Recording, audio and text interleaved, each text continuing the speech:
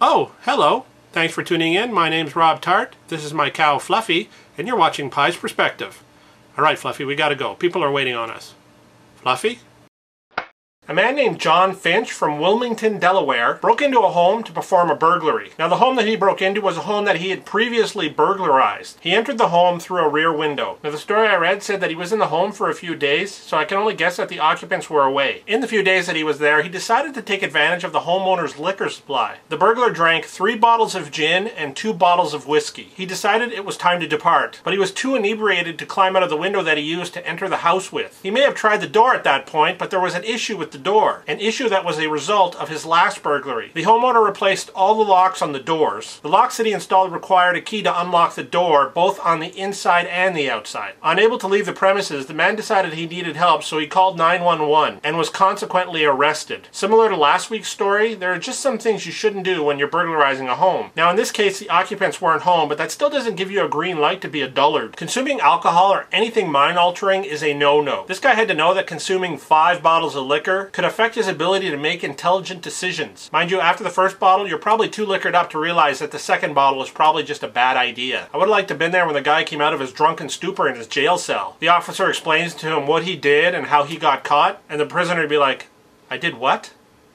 I called who?"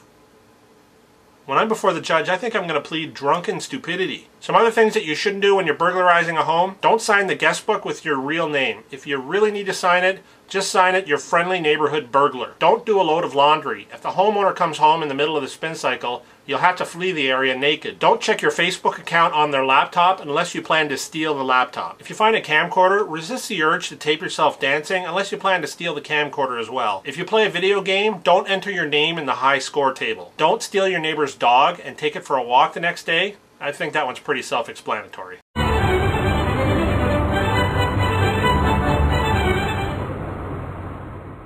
Alright, who wants ice cream? We have the thumbs upsicle, the subscribe-sicle, the 3-flavor fave-sicle, and the comment on a stick. Please help yourself to anything you like.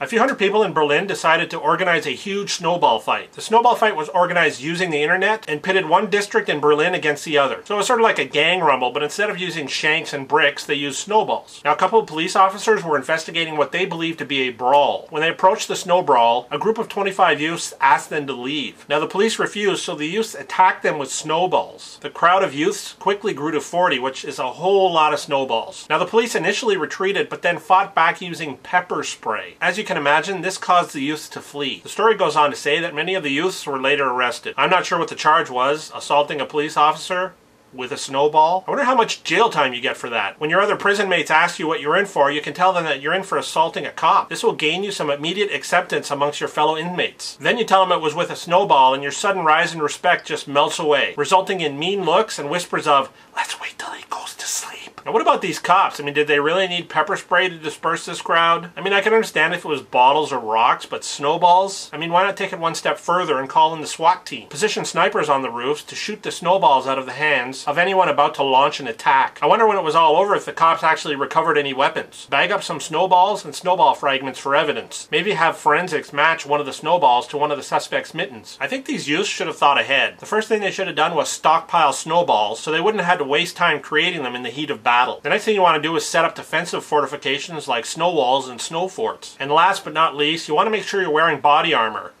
And in the case of a snowball fight, that's just a really thick snowsuit. Today's question of the day is, name some other things that a burglar should probably avoid doing when he's burglarizing a home. You know, things that could potentially lead to his arrest. Anyway, that's all I have for this week. Thanks for tuning in. And remember, it's not necessarily right or wrong. It's just my perspective. Alright, Fluffy, can we go now? I'm getting kind of tired. Hya, mule, hya! Hello, Fluffy, hello. He entered the home through a rear window. Fence were away for a bit. He decided it was time to depart. The locks he had installed required a key. Unable to leave the premises. Now, similar to last week's story, there are just some things this guy had to know that consuming 5 bottles of liquor could seriously.